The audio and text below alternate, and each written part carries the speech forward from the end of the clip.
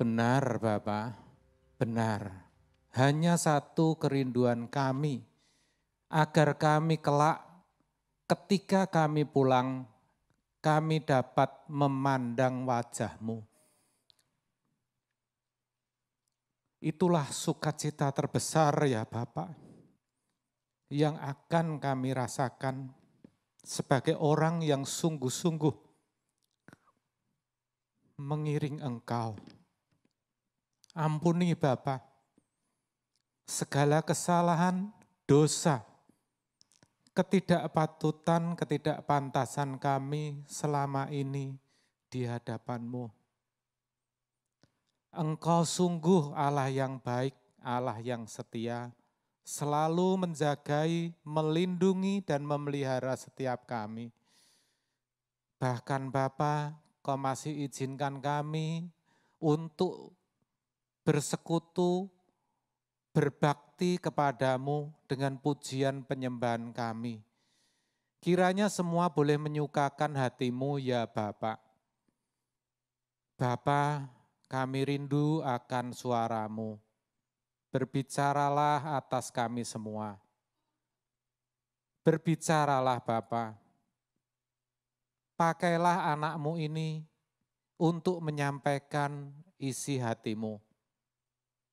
Urapilah kami semua dan ambil alih sepenuhnya.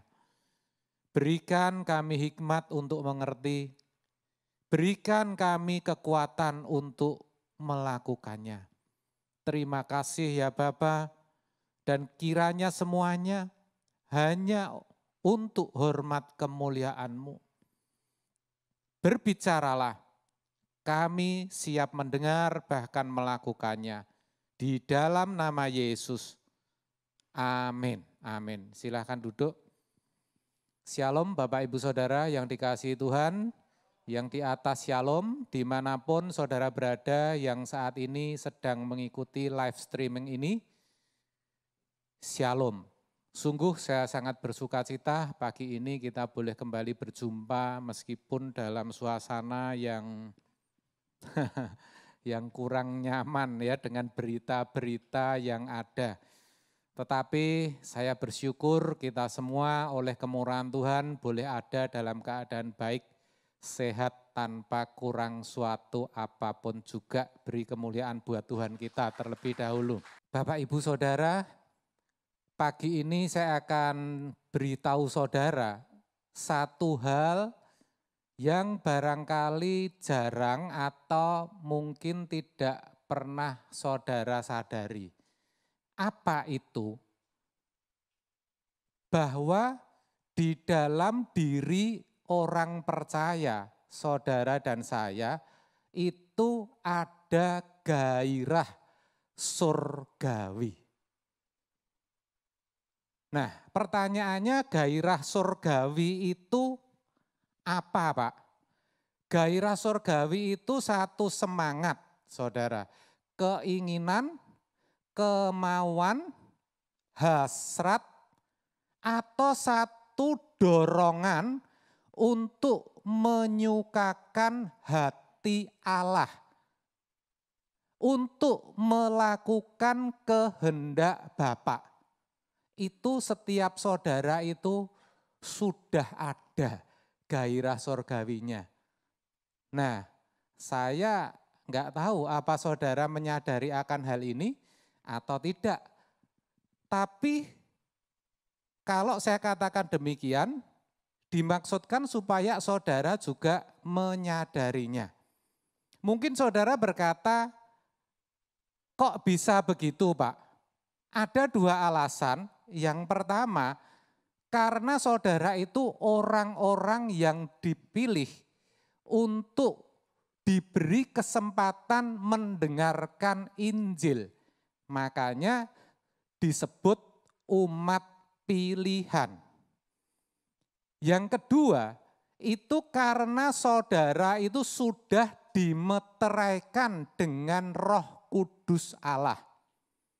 Hal itu sangat jelas dituliskan dalam Efesus 1 ayat 13, di mana dikatakan, di dalam Dia kamu juga, karena kamu telah mendengar firman kebenaran, yaitu Injil keselamatanmu di dalam Dia, di dalam Kristus maksudnya, kamu juga ketika kamu percaya dimeteraikan dengan Roh Kudus yang dijanjikannya itu. Itu berarti yang namanya Injil, yang namanya firman Tuhan, dan juga Roh Kudus itu pemicu atau pemantik atau penyebab sehingga saudara memiliki gairah surgawi. Sehingga gairah surgawi itu ada di dalam diri setiap orang percaya. Hal itu tampak ketika saudara melihat orang yang mengalami penderitaan. Ya, entah karena apapun, mungkin saudara lewat di jalan melihat ada orang kecelakaan atau ada korban bencana, ya. Apapun, ada satu keinginan untuk menolong. Nah, itu namanya gairah surgawi. Saudara mungkin sedang berpikir, Pak, lah orang-orang di luar sana yang bukan Kristen juga bisa begitu, Pak. Bedanya apa? Ya beda, saudara. Bedanya kalau keinginan itu ada di dalam diri orang percaya, sejatinya itu akan menuntun orang itu untuk menjadi saksi Kristus. Bedanya di situ. Oleh sebab itu ini harus dihayati dan disadari betul. Supaya apa? Supaya jangan sampai saudara dan saya itu menjadi saksi yang tidak berkenan. Kita ini saksi. Seperti Bapak mengutus aku, kata Yesus, aku mengutus engkau. Jadi saudara itu utusan, saudara itu saksi. Begitu saudara. Gairah surgawi itu tidak hanya tampak ketika ada keinginan untuk menolong. Tetapi dalam banyak hal, keinginan untuk bersabar, keinginan untuk berdamai, keinginan untuk mengakui kesalahan, keinginan untuk mengampuni, keinginan untuk berdoa, keinginan untuk baca firman, keinginan untuk berbagi, untuk melayani Tuhan, keinginan untuk mengagungkan dan menyembah Dia, keinginan untuk tidak membalas kejahatan dengan kejahatan. Itu semua sejatinya adalah gairah surgawi. Saya tanya saudara, benarkah demikian? Benarkah saudara mengalami akan hal-hal itu? Halo? Mengalami ya. Nah, saya mau kasih tahu saudara bahwa gairah surgawi ini ternyata itu bisa hidup, tapi juga bisa mati. Bisa semakin berkobar-kobar, tapi juga bisa semakin redup dan lenyap, saudara. Tergantung siapa? Tergantung kita sendiri, tergantung saudara dan saya. Kalau kita menghidupkan gairah ini, ia akan hidup. Tapi kalau kita mematikan gairah ini, gairah itu akan padam, saudara. Nah pertanyaannya selama ini, kalau ada gairah seperti itu, saudara itu menghidupkan atau mematikan, saudara. Saudara sendiri yang tahu. Tapi mungkin saudara bertanya, bagaimana Pak cara menghidupkan gairah surgawi itu? Ya sebetulnya caranya sederhana sekali saudara. Caranya ya lakukan saja. Perbuatlah itu. Ya, just do it. Turuti. Kalau ada gairah-gairah seperti itu, langsung lakukan. Ya, tapi tentu kita harus mengakui itu tidak mudah. Kenapa? Karena untuk melakukannya orang harus memiliki hati yang betul-betul mengasihi Tuhan. Kalau orang mengasihi Tuhan pasti sukanya menyukakan hati dia. Itu yang merupakan kerinduannya. Maka begitu ada gairah yang seperti itu, senang sekali pasti langsung dilakukan. Saudara. Nah, saudara perhatikan, kalau saudara satu hari memiliki keinginan karena melihat seseorang yang menderita, saudara ingin menolong, saudara lakukan, saudara tolong, kemudian orang itu bisa terbebas dari penderitaan. Pasti hati saudara ada sukacita kok, tidak bisa dipungkiri. Sukacita karena apa? Karena bisa menyukakan hati Tuhan. Tadi konteksnya kita mengasihi Dia. Begitu saudara. Ketika saudara ada perselisihan, ya beda pendapat dengan orang sampai ngotot-ngotot. Setelah di rumah misalnya saudara ada dorongan untuk berdamai, untuk tidak memperpanjang, untuk mengakhiri perselisihan itu. Nah ini kan tidak gampang saudara. Tapi kalau saudara turuti, kalau saudara lakukan, mendatangkan satu kelegaan. Dan saya percaya hati Tuhan sangat disukakan. Akibatnya apa? Akibatnya gairah surgawi ini semakin berkobar-kobar. Dan percayalah Tuhan pasti sediakan peristiwa-peristiwa untuk mengobarkan gairah surgawi saudara. Itu sama halnya dengan kalau di Alkitab dikatakan hidup yang dipimpin oleh roh. Maksudnya seperti itu. Kalau saudara ikuti, semakin hari hidup saudara itu menjadi semakin serupa dengan Yesus. Karakter saudara itu semakin diubahkan, semakin sempurna seperti Bapa. Itu yang akan dialami. Ya, tetapi kita harus berkata secara jujur bahwa seperti saya katakan tadi tidaklah mudah. Dan justru lebih banyak orang-orang yang cenderung untuk membiarkan dan tanpa sadar sejatinya dia sedang membuat gairah surgawi itu menjadi redup dan akhirnya padam, saudara. Hati ini jadi tebel, enggak ada kepekaan sama sekali. Nah pertanyaannya sekarang, kenapa kok bisa seperti itu? Kok bisa redup gairahnya? Nah, ada dua alasan saudara. Yang pertama, karena keduniawian saudara masih kuat. Egonya itu masih cukup tinggi. Hidupnya itu masih egosentris. Maksudnya seperti itu. Saudara, kedagingannya ini masih kuat dan memiliki hasrat duniawi yang selalu menuntut untuk dipenuhi. Yang mana sejatinya itu monster saudara. Semakin saudara pelihara, semakin saudara penuhi, itu akan semakin gede juga. Itu tampak sekali saudara.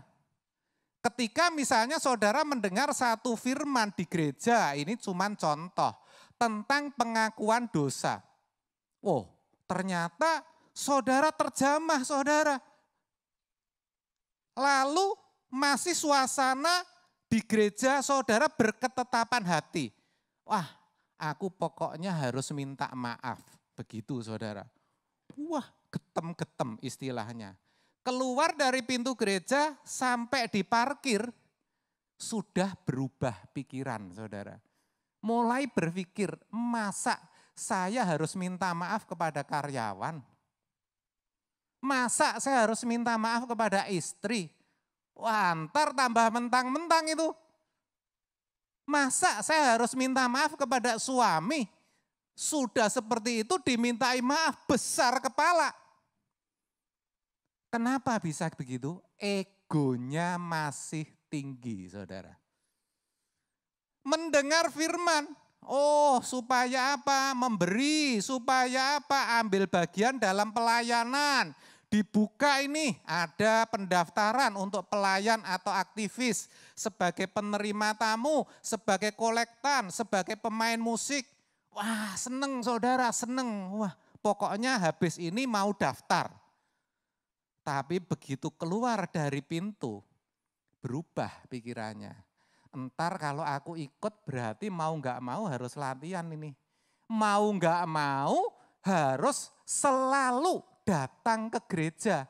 Nggak bisa enggak.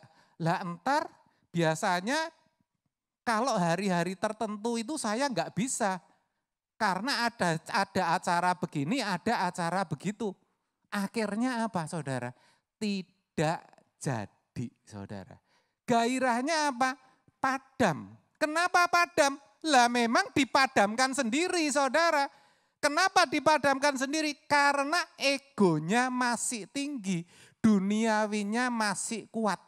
Dan itu menguasai, mendominasi dirinya. Itu yang pertama saudara. Yang kedua, apa? Pikirannya dikuasai oleh kuasa jahat. Wah ini juga mengerikan saudara. Orang berpikir kalau dikuasai kuasa jahat itu ditandai dengan manifestasi. Dengan telanjang lari-lari di jalan atau mengamuk. Ya semua orang dilawan, dipukuli, kekuatannya sangat kuat. Atau mungkin mengeluarkan kata-kata yang tidak pantas. Wah marah-marah seperti itu. Pikirnya cuman seperti itu. Tetapi sesungguhnya enggak saudara. Kuasa jahat yang lebih berbahaya itu bukan yang nampak seperti itu. Tetapi yang menguasai pikiran saudara. Petrus pernah mengalami hal ini dan Tuhan Yesus menegur dengan keras. Apa yang engkau pikirkan itu bukan yang Allah pikirkan. Kalau bukan yang Allah pikirkan, pikiran siapa? Ya tinggal dua, pikiran manusia itu sendiri atau pikiran iblis atau si jahat. Dan ini manuver iblis yang sangat efektif dan berhasil. Banyak orang kena, manusia pertama pun kena dengan manuver ini saudara. Lalu kaitannya dengan gairah surgawi, apa Pak manuver ini? Nah di pikiran kita selalu ditanamkan bahwa besok saja, nanti saja, masih ada waktu, masih ada kesempatan. Itu yang selalu mengisi pikiran kita. Orang lain juga enggak lakukan, enggak apa-apa. Itu ngisi pikiran kita. Jangan dulu hal-hal semacam itu. Yang mana oleh karena pikiran-pikiran itu kita tidak melakukan gairah surgawi atau keinginan untuk menyukakan hati Allah yang timbul di dalam hati. Dan itu dialami banyak orang saudara. Yang gampang, contoh itu enggak usah yang susah-susah, yang gampang saja. Saudara berketetapan hati, punya niat untuk berdoa. Berdoa yang lebih kusuk ya. Berdoalah intinya. Mau tidur karena ngantuk, pikirnya entar saja. Tidur dulu entar jam 12 tengah malam bangun, doa. Apa yang terjadi saudara? Betul-betul bangun tuh yang mengherankan kan seperti itu ya. Tetapi pikiran ini diisi lagi. Lebih baik nanti enggak apa-apalah. Tuhan kan juga memaklumi seharian kita capek kerja. Entar aja lah jam 2, jam 3. Jam 2, jam 3. Bangun lagi saudara. Tetapi saudara tahu enggak? Enggak doa juga. Pikirnya apa? Ah pagi sekalian aja lah, enggak apa-apa pagi. Pagi bangun, muncul pikiran seperti itu. Enggak juga enggak apa-apa, kan ada yang harus dikerjakan. Bahkan itu pekerjaan, lakukan pekerjaan dulu. Saya kasih tahu saudara, orang-orang yang seperti ini akhirnya tidak mengerjakan apa-apa. Tidak melakukan apapun juga. Kenapa? Karena kena dengan manuver iblis. Makanya Alkitab mengatakan di Efesus jangan beri kesempatan kepada siapa? Iblis. Jangan beri kesempatan kepada iblis, saudara. Begitu saudara buka celah, khususnya di pikiran, ya iblis memiliki foothold atau tempat pijakan. Nah kalau sudah ada tempat pijakan dia enak. Yang susah itu masuk ke pikiran, begitu dia bisa masuk itu sudah menguasai hidup kita. Karena pikiran seseorang itu menentukan hidupnya. Jadi kalau iblis sudah menguasai pikirannya, seluruh hidupnya itu bisa dikendalikan. Hati-hati saudara, sudah punya niat untuk berbagi kasih, untuk berkorban, ya, untuk mengampuni, ya. Dan masih banyak lagi.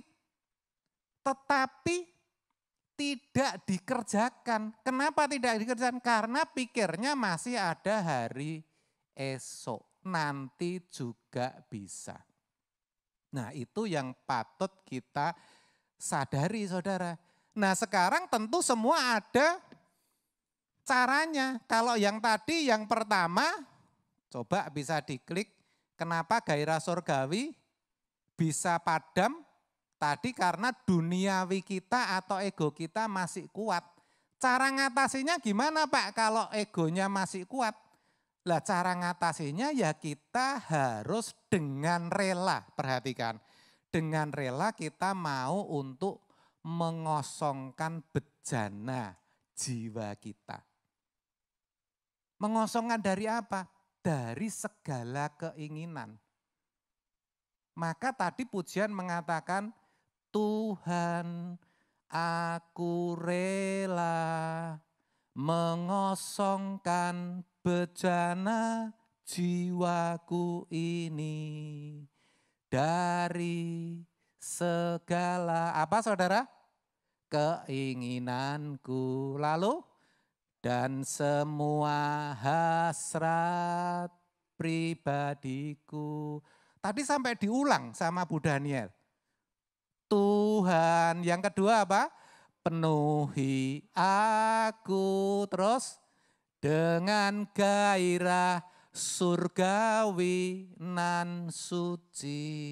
Agar apa? Agar apapun tak ku ingini lagi, hanya Engkau hartaku abadi. Amin saudara. Kita harus berani dengan tulus untuk mengosongkan bejana hati kita dari segala hawa nafsu duniawi. Sahasrat apapun harus kita matikan saudara. Itu cara ngatasinya. Lah kalau yang kedua, tadi saya katakan apa? Pikiran dikuasai oleh si jahat. Dalam hal apa? Dalam hal menunda. Nanti. Lah kalau ini cara ngatasinya gimana? Ya kita harus berpikir sebaliknya dan seharusnya kita berpikir yang sebaliknya. Apa itu? Bahwa ini mendesak. Ini sesuatu yang urgent. Harus dilakukan. Tidak bisa ditunda lagi. Tidak ada waktu lagi. Itu yang harus ditanamkan di pikiran kita. Saudara harus bisa berpikir bahwa hari ini adalah hari terakhir. Lagunya sudah saya share beberapa hari di gereja. Saudara harus bisa katakan bahwa hari ini adalah hari terakhir. Apalagi dalam kondisi atau suasana pandemi seperti ini. Setiap hari, bahkan setiap saat bisa menjadi hari terakhir bagi siapapun dan kita tidak pernah tahu. Banyak kejadian yang kita lihat tidak mengalami apa-apa, tahu-tahu diberitakan terpapar, beberapa jam kemudian meninggal, saudara. Dan kalau saya katakan, saudara agar berpikir kalau hari ini hari terakhir, itu bukan berarti saya mengajak saudara untuk meninggal. Bukan. Atau bukan bermaksud untuk menakut-nakuti saudara. Tetapi memang kenyataannya yang ada itu seperti itu. Ini sesuatu yang tragis, saudara, yang harus kita perkarakan setiap saat, saudara. Jangan sampai kelak kita kecewa, kita menyesal. Ada baiknya kita sering-sering melakukan satu simulasi, saudara. Coba bayangkan kalau hari ini hari terakhir saudara, ya, jam berapanya belum tahu saudara, tapi hari ini, kira-kira yang akan saudara lakukan itu apa? Coba renungkan sebentar. Yang akan saudara lakukan apa? Saudara mau makan, minum sepuasnya, kepengen makan ini belum kesampaian, ntar pulang langsung cari dulu. Atau saudara mungkin akan membeli sesuatu, keinginan yang saudara inginkan dan belum kesampaian dan sekarang masih ada kesempatan. Atau saudara akan pesan warisan saudara dijatuhkan siapa, hutang saudara yang harus bayar siapa. Iya kan? Nah, karena mau mengakhiri hidup saudara, iya kan? Atau apa saudara? Yang banyak terjadi, biasanya kalau seseorang ada di ujung maut, itu segala perbuatan yang tidak berkenan di hadapan Allah itu muncul. Dan itu mendatangkan satu ketakutan saudara. Lalu apa yang dikerjakan? Nah, biasanya minta maaf yang gampang, ya. Oh, mungkin saudara pernah merasa menyakiti mertua saudara. Wah, pokoknya nanti pulang dari sini saya akan ketemu ya mertua saya mau minta maaf. Kenapa minta maaf ya? Supaya jalannya lancar, bisa masuk surga. Dia pikir masuk surga itu bisa diselesaikan dengan seketika, saudara. Ya kan? Lalu apa lagi? Siapa lagi yang kira-kira dia pernah berbuat salah? Semua dimintai maaf. Saya ngomong gini pernah ngalamin saudara, di ujung maut. Waktu itu saya rasakan tubuh ini ringan sekali. Saya pikir saya akan segera meninggal. Saya berjuang untuk hidup, tapi enggak bisa saudara, kaku, tubuh ini kaku. Akhirnya tahu-tahu di rumah sakit saya pesan berulang kali sama istri saya minta maaf berkali-kali. Ya, saya minta supaya disampaikan maaf saya ke orang-orang tertentu. Saya pikir sudah enggak mungkin lagi saya hidup. Itu loh saudara. Kalau kita itu pulang dengan cara-cara misalnya kecelakaan, yang langsung meninggal atau ditembak duor gitu langsung mati, enggak masalah saudara. Tetapi itu justru mencelakakan kita enggak punya kesempatan untuk memperkarakan kok. Tapi itu bisa kita alami, siapapun bisa ngalamin itu. Mengerikan ya saudara ya.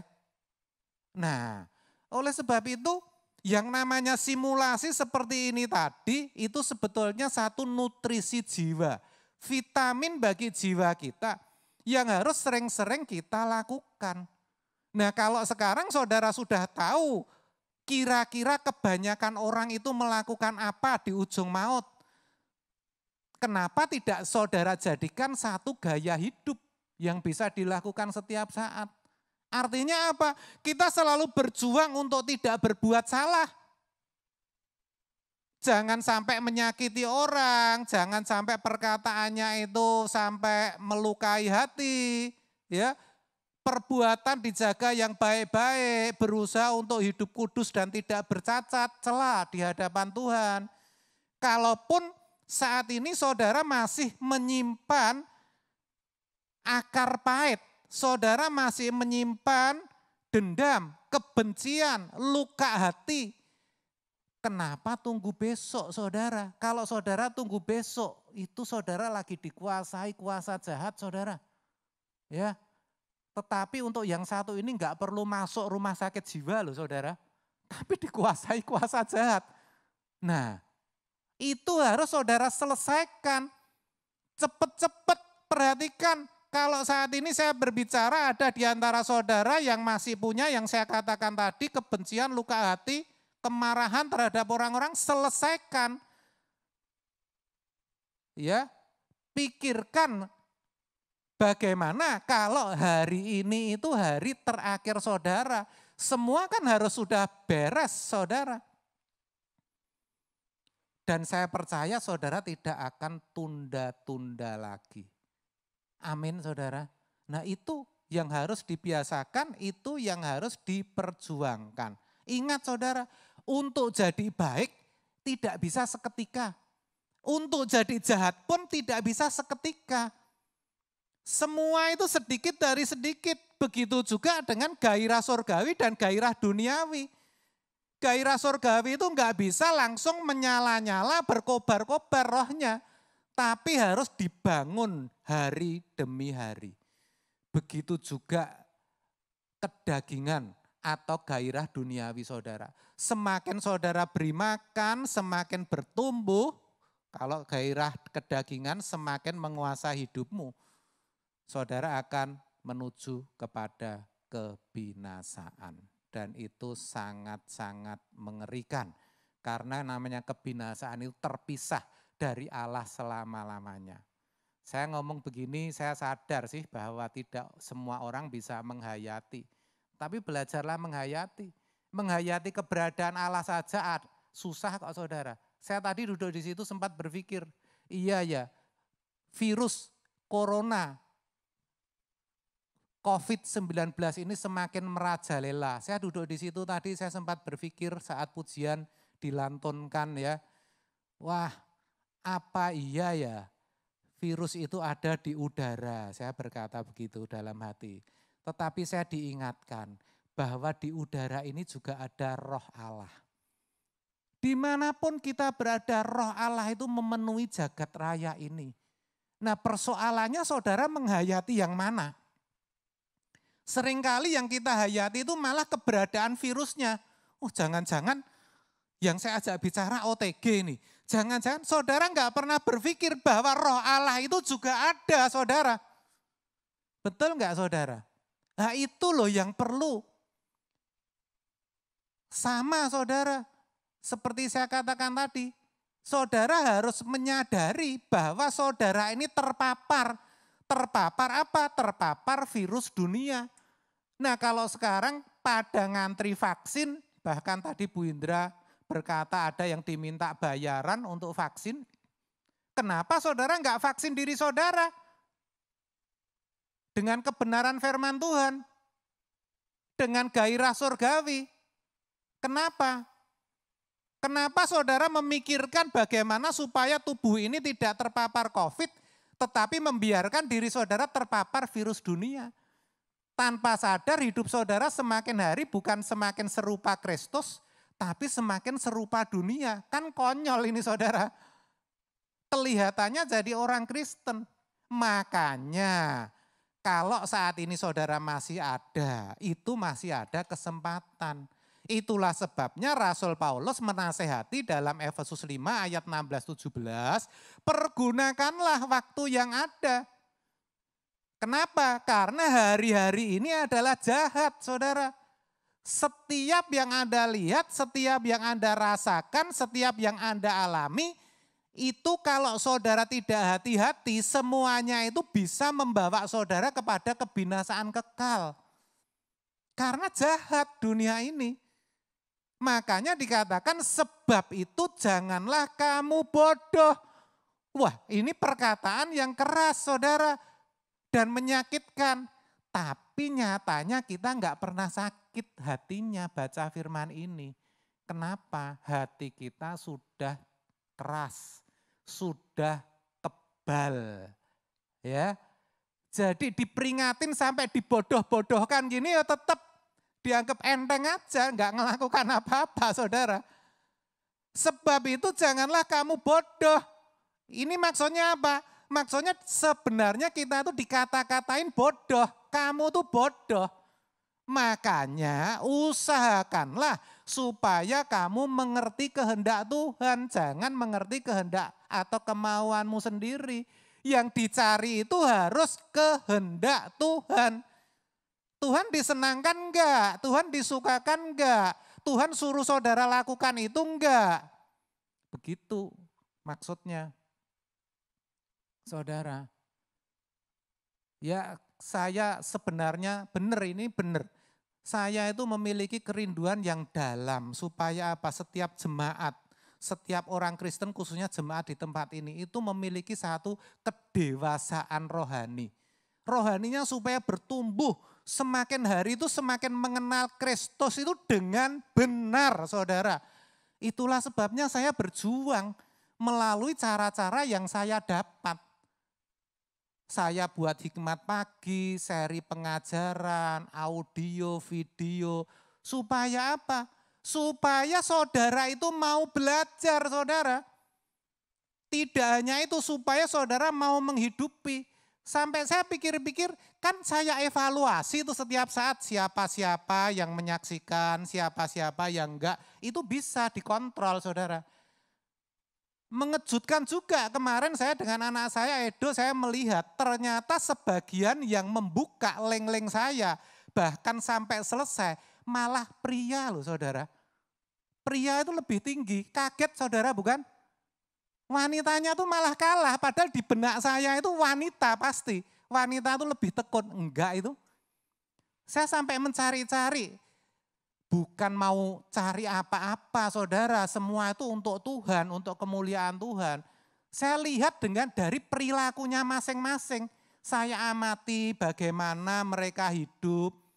Nyantolnya itu belum banyak lah, itu yang buat saya sedih saudara.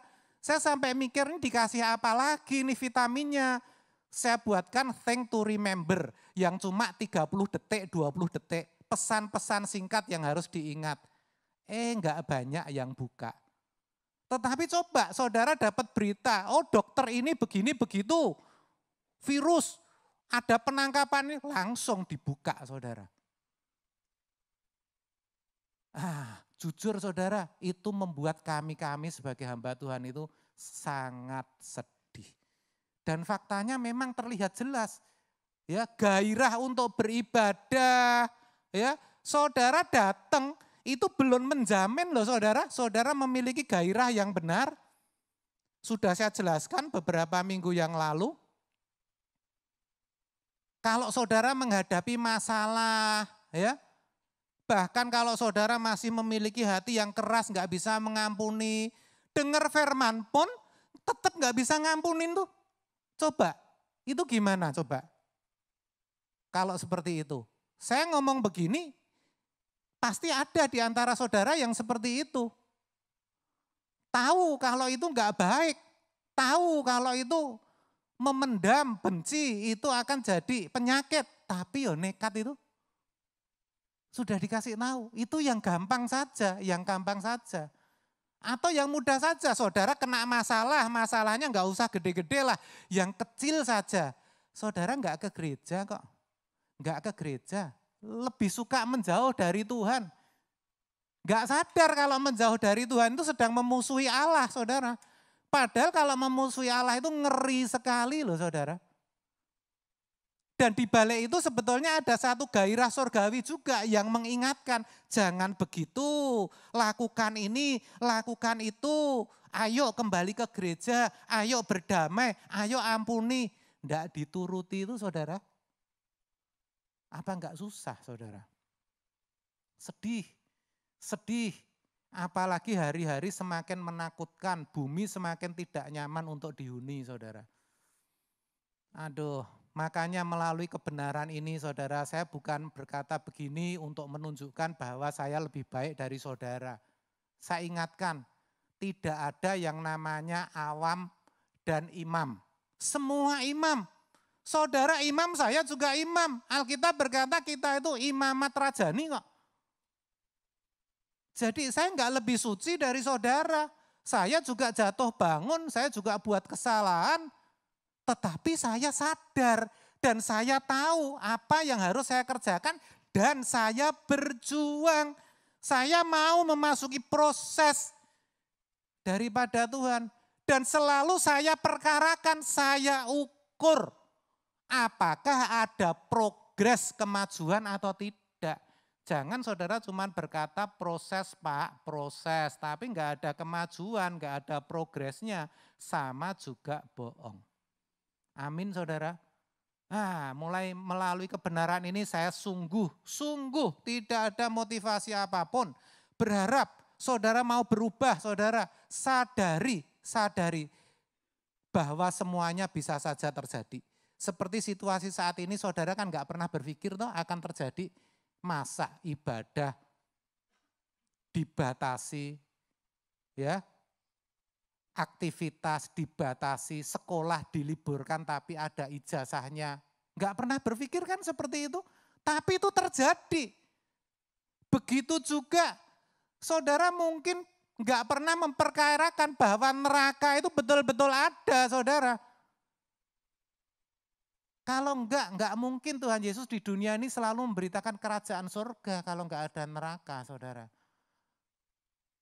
Nah, hidup ini singkat, saudara. Lebih baik menderita 70 tahun, tetapi selanjutnya kita kepenak selama-lamanya. Daripada kepenak 70-80 tahun, selanjutnya kita, enggak bisa dikalimatkan, saudara.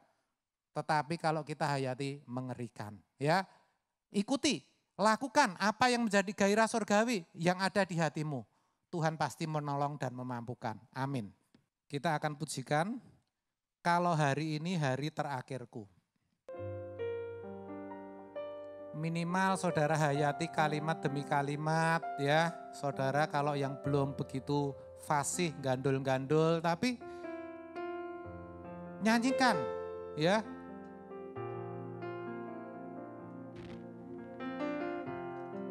Nyanyikan pujian ini. Kalau hari ini hari terakhirku, ku pulang ke rumah abadi Bapakku. Tak ada sesuatu yang ku pertahankan, tak ada lagi yang masih ku nantikan. Kalau hari ini hari terakhirku, mestinya hidup telah bersih di matamu. Pekerjaan Bapa harus ku tunaikan, sedia menghadap pengadilan Tuhan. Kalau hari ini hari terakhirku, ku pulang ke rumah abadi Bapakku. Tak ada sesuatu yang ku pertahankan, tak ada lagi yang masih ku nantikan. Kalau hari ini hari terakhirku, mestinya hidup telah bersih di matamu. Pekerjaan Bapa harus ku tunaikan, sedia menghadap pengadilan Tuhan. Tolong aku hidup tidak bercacat celah. Tolong aku untuk berkenan di hadapan Bapa. Hanya ini satu-satunya tujuan hidupku, persiapkan diri menjadi Mari bangkit berdiri saudara. Kita ulangi dari awal. Kalau hari ini hari terakhir, ingat saudara, lakukan yang terbaik. Terakhirku, ku pulang ke rumah abadi Bapakku. Tak ada sesuatu yang ku pertahankan, tak ada lagi yang masih ku nantikan. Kalau hari ini hari terakhirku, mestinya hidup telah bersih di matamu. Pekerjaan Bapa harus ku tunaikan, sedia menghadap pengadilan Tuhan. Tolong aku hidup tidak bercacat celah. Tolong aku untuk berkenan di hadapan Bapa. Hanya ini satu-satunya tujuan hidupku, persiapkan diri menjadi mempelai di kerajaan. Tolong aku Tuhan, tolong aku hidup tidak bercacat celah. Tolong aku untuk berkenan di hadapan Bapa. Hanya ini satu-satunya tujuan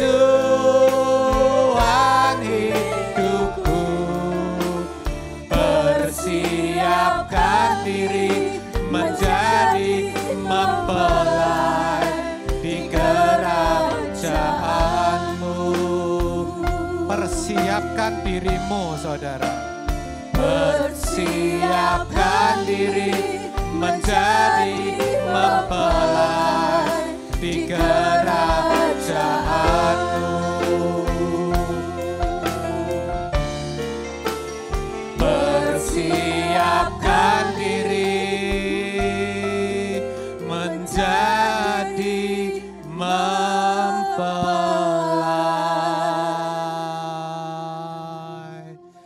di kerajaanmu.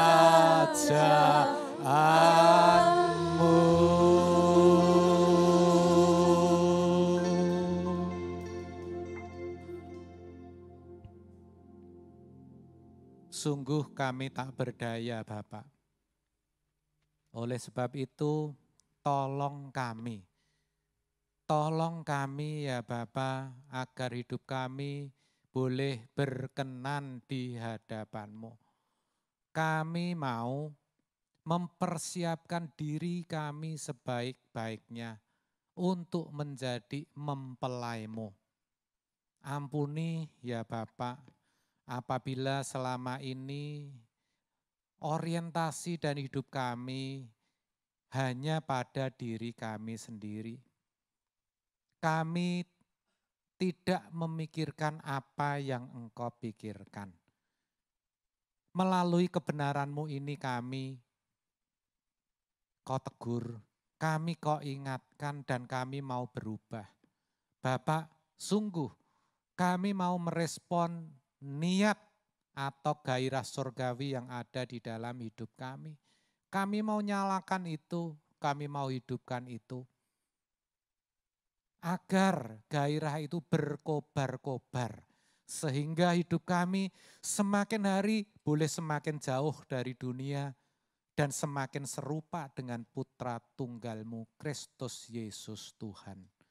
Itulah satu-satunya kerinduan kami, itulah satu-satunya tekad kami. Tolong kami Tuhan, kami percaya Engkau sendiri yang akan menolong dan memberikan kekuatan kepada kami untuk menghidupinya. Terima kasih ya Bapa, terima kasih memberkati setiap anak-anak-Mu di tempat ini, dimanapun mereka berada yang sedang mengikuti streaming ini. Yang mendengarkan dan memperhatikan firman Tuhan dengan baik-baik, menyimpan di dalam hatinya dan menghidupinya. Kami sungguh percaya Engkau pasti memelihara, Engkau pasti melindungi, Engkau pasti memberkati. Terima kasih ya Bapa. Biarlah semua ini bukan untuk gagah kuat kami, tetapi semua untuk hormat kemuliaan-Mu. Semua agar Injil boleh diberitakan dengan benar. Terima kasih Bapa, di dalam nama Yesus. Mari setiap kita yang sudah diberkati, katakan bersama-sama, amin, amin. Silahkan duduk Bapak Ibu Saudara.